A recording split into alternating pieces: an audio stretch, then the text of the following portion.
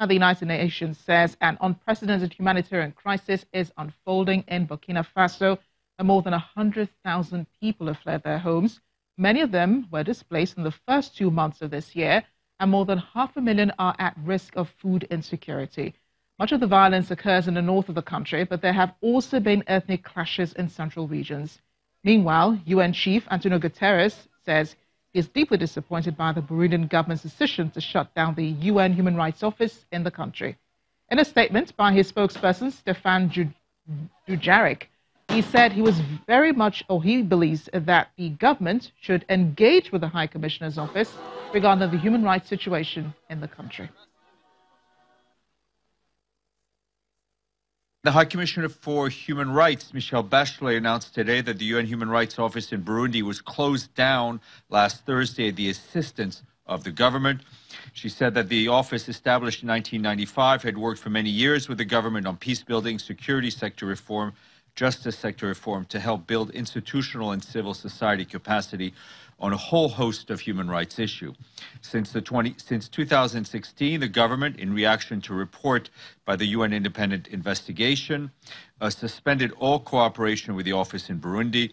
Ms. Bachelet said her office would continue to explore other ways to work to shed light on human rights concerns and support the advocacy and promotion and protection of human rights in Burundi.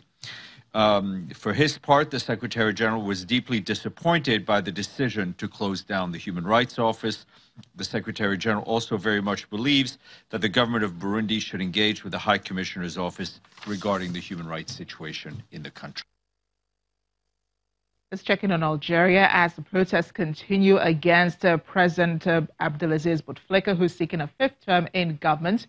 International community has waded in, with the U.S. and the European Union voicing support for the thousands in demonstrations. U.S. State Department spokesperson Robert Palladino said the Algerian people had the right to peaceful assembly, while the European Commission spokesperson Maya Kojiancic said the EU expected Algerians to be allowed to exercise their constitutional rights. For weeks now, many have been protesting against President Abdelaziz Bouteflika, demanding the 82-year-old resign and not participate in next month's election.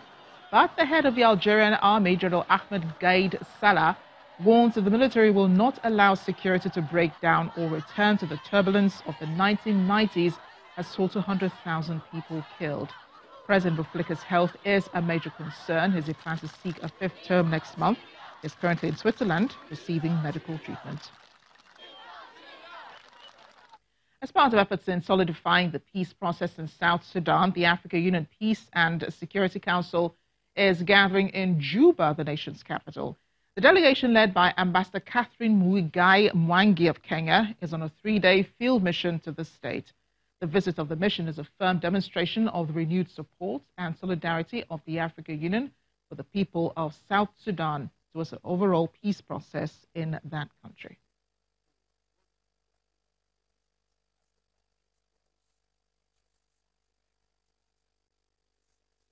Back here in West Africa, Ghana, our neighbor, is celebrating 62 years of independence. And for the first time, the annual celebration has been moved outside of the capital, Accra. The anniversary is being marked in the northern regional capital of Tamale, where a bitter, protracted chieftaincy conflict has been going on. The government explains that the decision is to deepen the sense of national unity and particularly drum home the importance of peace in the region.